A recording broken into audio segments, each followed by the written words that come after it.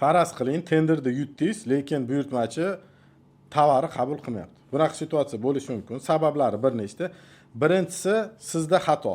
Mana bir marta shunaqa bo'lgan, mol olib kelganman, kamchiligi bo'lgan, sisterna olib kelganman, sotganman.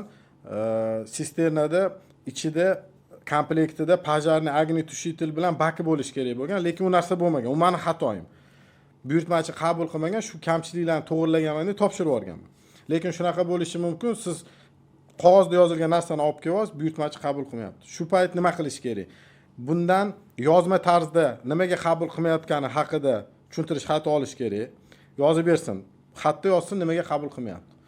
То есть fiksatsiya yoki video, audio fiksatsiya qilish kerak. Ertaga sudga murojaat qilganimizdan keyin bu sud orqali hal bo'ladigan narsa.